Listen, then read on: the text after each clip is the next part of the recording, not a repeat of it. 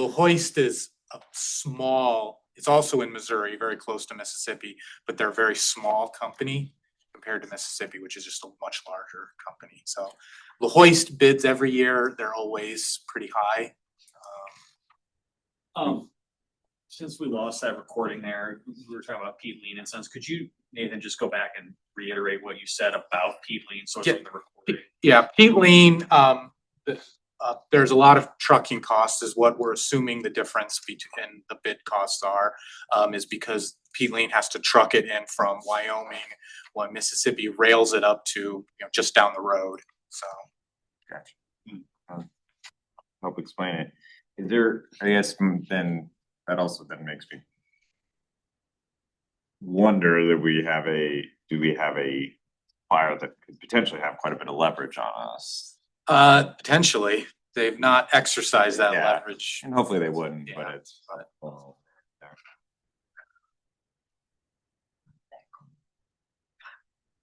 There is one other supplier that has access to a rail line that could bring it in by rail.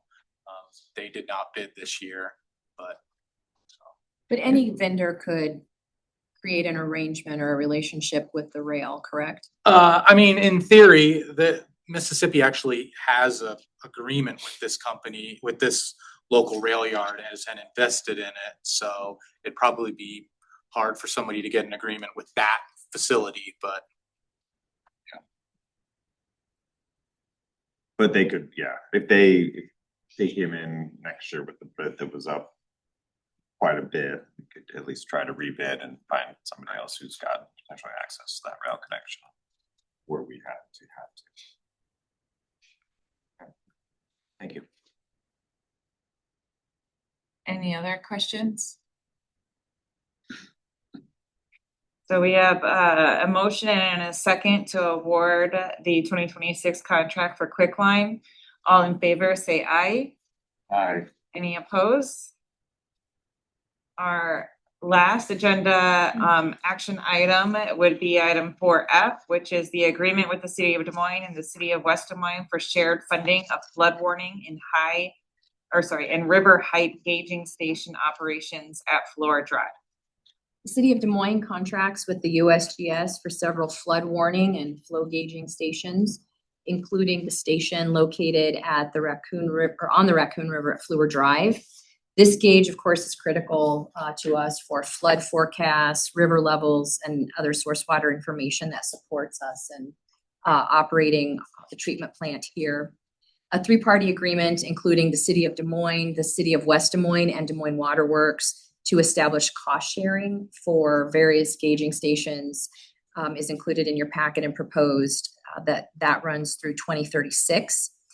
Under this agreement, Des Moines Water Works would be responsible for paying 50% of the operating cost of the gauging station on the Raccoon River at Fleur Drive, which the annual cost for that for us would be $8,450.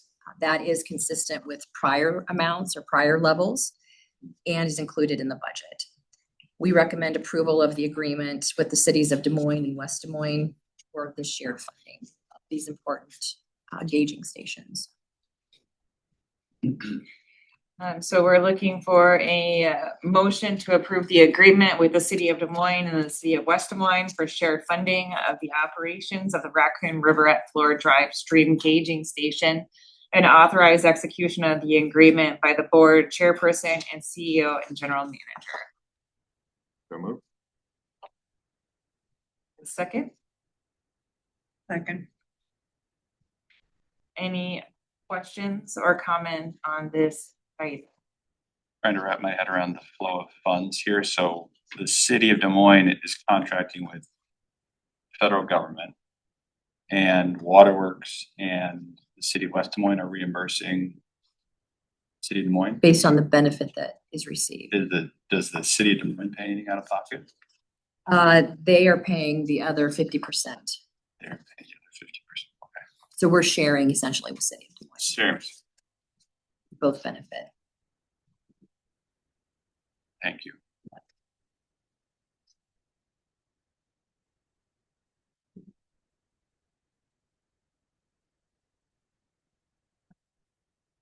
Any other questions?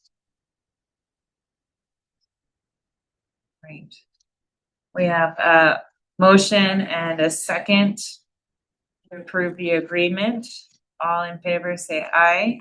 Aye. Any opposed? That concludes our action items. Moving into our information items.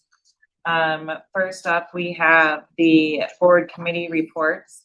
We did not have a planning committee meeting, correct? That's correct. So, just a finance and audit committee report.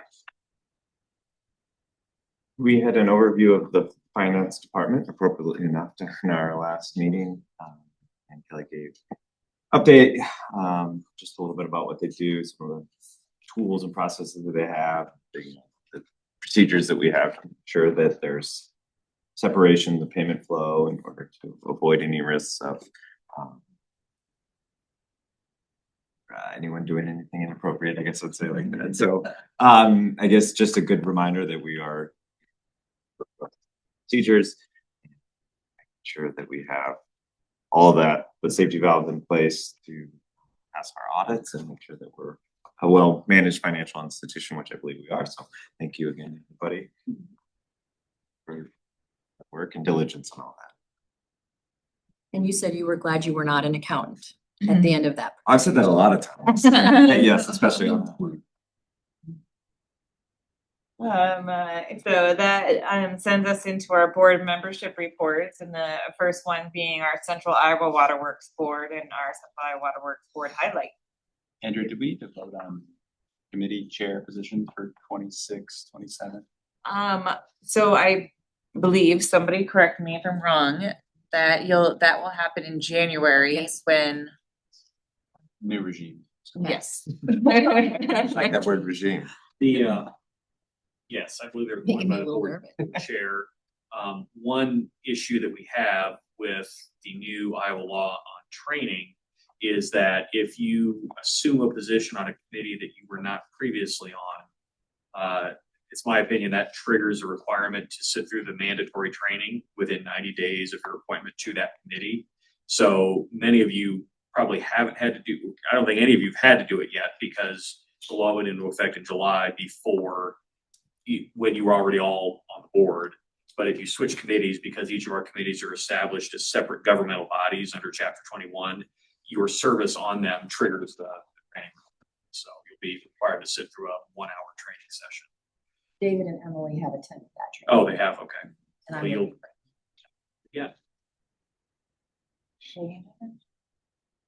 unless she serves on a new committee. Sticking with, no, but I would really like. Great. You can certainly take it Yeah. if you desire. I'll It include your email. So, Okay. statutorily can be no more than 2 hours, so. so if these would, we'll make the new appointments at the next meeting, then the committee meeting before, so We'll have a Say, thing committee. yeah, for Okay, January. For January. But you're welcome to attend. I actually wanna go to the planning one, and then I'll live through some. Dave?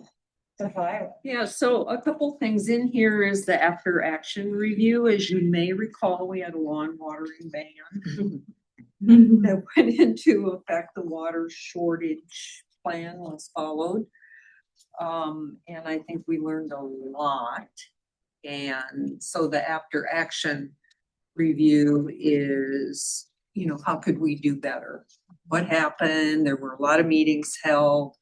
A lot of people had input, everything from communication to looking.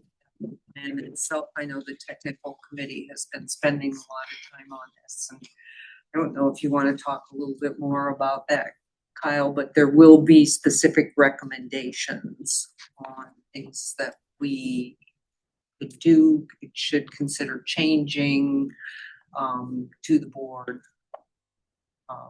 But it just gives an update on where this is, a lot of work has gone into it, so that should this happen again, and there is certainly the possibility that it will happen again. How can we take the learnings from last time job. I don't know, Kyle, do you have anything? Tammy has been leading this review and meeting with a lot of folks and a lot of different groups with that. She's been sharing those results with the technical committee, and I think next month we're gonna be going through and discussing that even more depth of some of the takeaways from that and what potential policy or changes that we need to make. As you guys were kind of dissecting this information,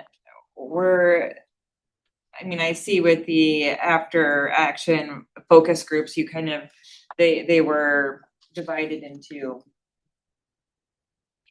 types of players, stakeholders within within Central Iowa. Is there thought that whether the information you received back were within a certain stakeholder group, or that the actions moving forward needed to be adjusted for a particular stakeholder group, one over the other? Just thinking, using the individual stakeholder responses. For instance, there were frustrations that some felt it was unclear, and some felt communications were too technical, some felt it was inappropriate. Is it clear to Tammy or whomever that maybe it was too technical for the elected officials, but everybody else felt like it was fine and appropriate, or something to that effect, where you might need to look at things tailored to a particular stakeholder group? I don't know. Okay. But that's a good point. Yeah, I think it really called out that a lot of not a lot, but some of the feedback was contrary. And what do you do with that? To benefit everyone, to make it better for everyone. Right. That's, I think, what we'll be working through. Yeah, I mean, I think there was consensus that as we went through the ban, that things got better. But there are a lot of aspects to it, Right. to look at. I think that should this happen again, we'll be much, much better prepared. Sure. The other thing that's in there that I'll draw your attention to is the legislative priorities for Central Iowa Water Works. I think they mirror a lot what we've done. Hopefully, as these things come up, that we'll get a lot of support for what we're doing from the other communities who have signed on priorities. And be willing to have one of their resources to advocate for these things also. I know there's been a lot of meetings, a lot of opportunities to tour the plants and to come out. There was a breakfast. Do you remember that? Des Moines Waterworks is hosting a breakfast for legislators in January. Yeah, I can't remember who. Tammy reports that I bet that's it. that there's been a lot of productive discussions. Yes, People she's been willing having to a lot of talk. meetings.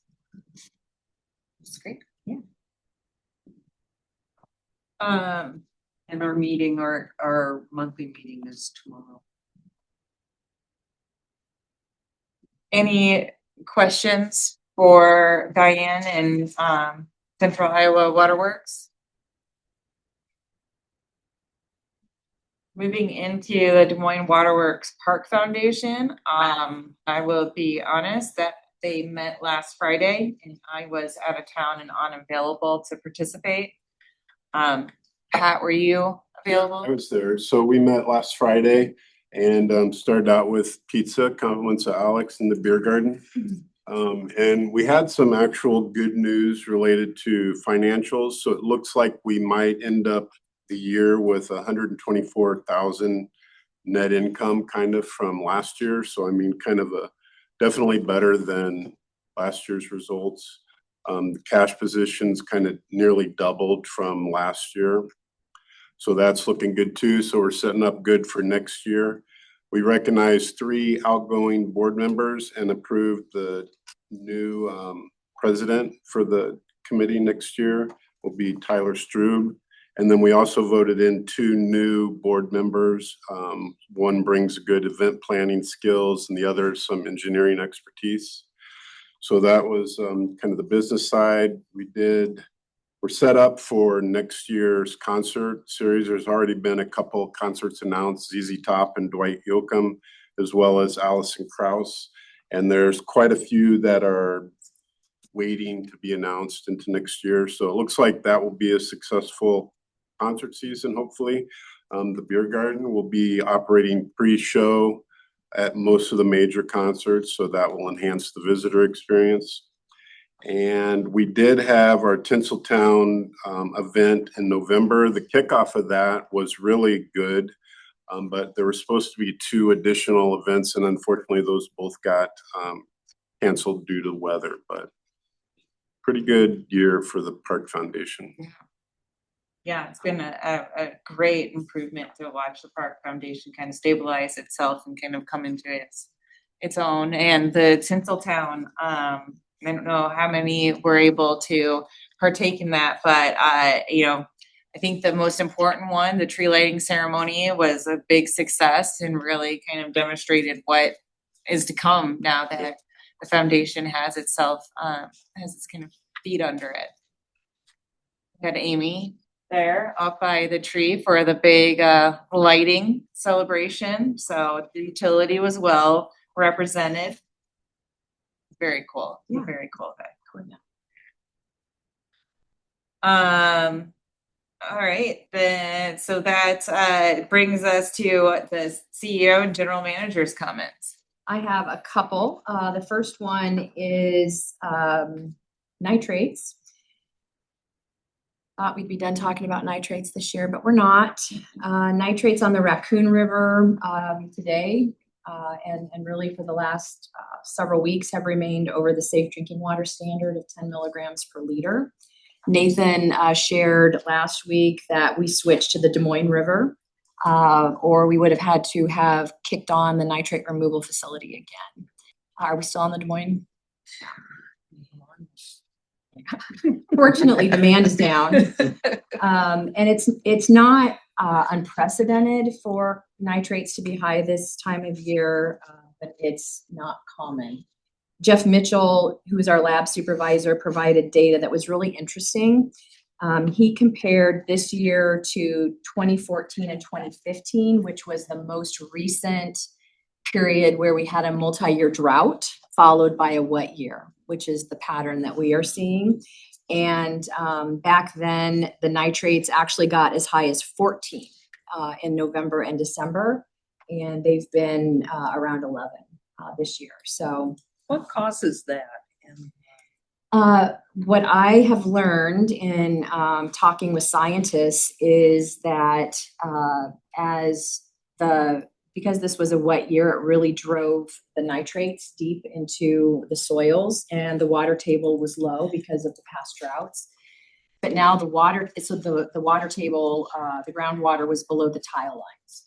And now that water table, because of all of the rain, is up near the tile lines where all of a lot of nitrate has been stored below. And now it's reached the tile line, so now it's running. That makes sense?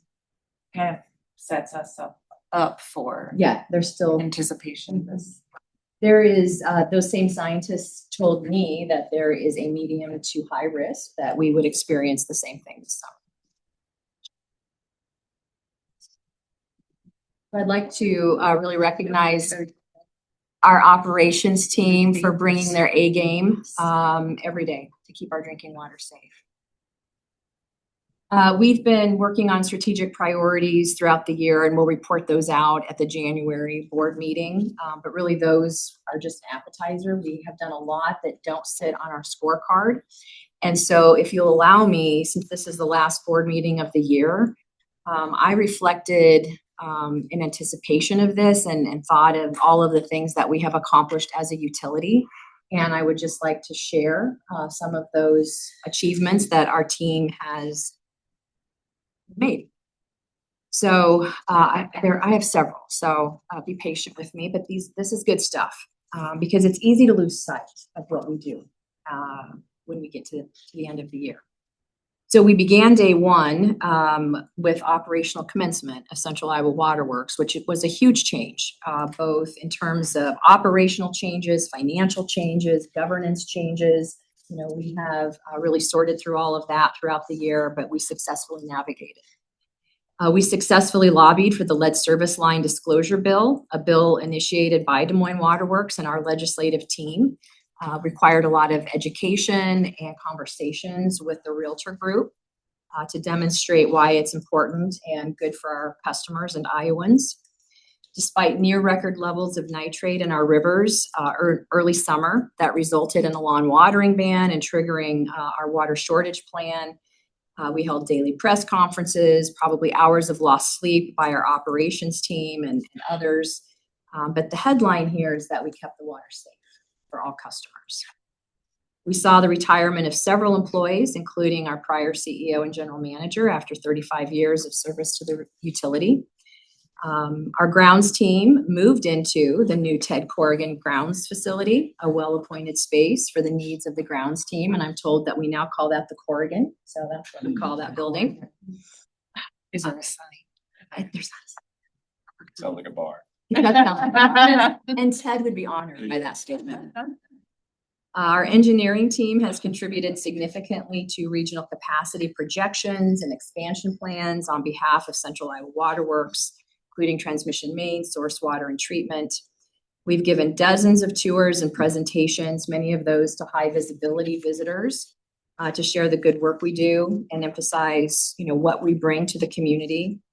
We held our first watershed field day for legislators. That was a new thing that we tried, and I think we'll go back to that.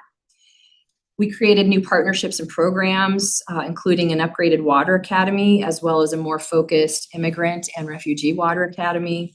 We've changed rate structures to encourage better stewardship of drinking water and to reflect the real costs of meeting high demand in the summer.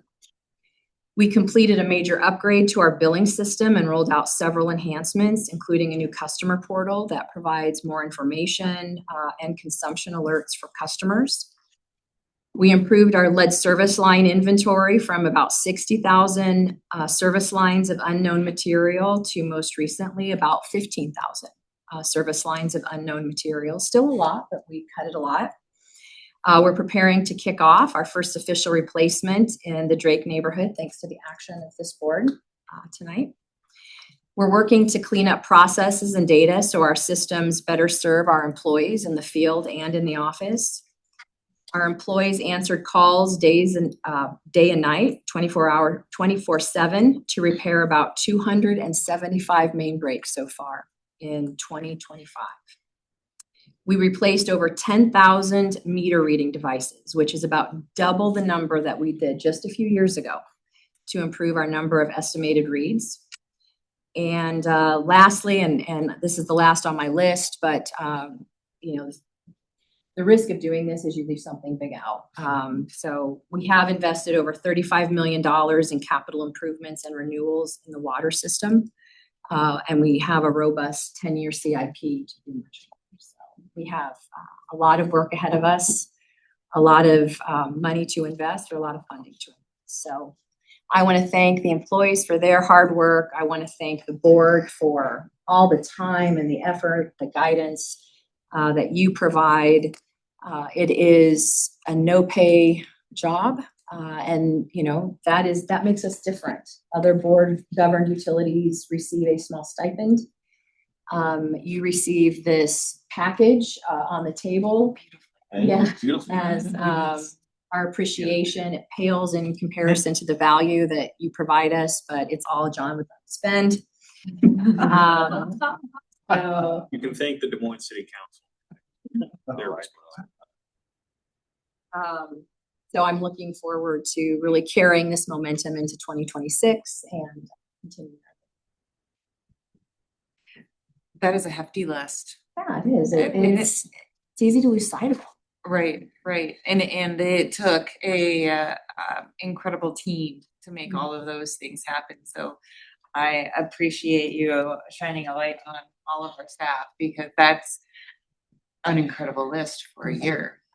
I think we lose sight of the time. Some of those things that you mentioned seem like they happened so long ago. I know. Central Iowa Water Works standing up. Right. You know, that was just this year. So, thank you. We have our last remaining items would be the utility updates. Some of that I think you really touched on with the public affairs. Also on this update, we have our safety update and contract status and professional service agreements.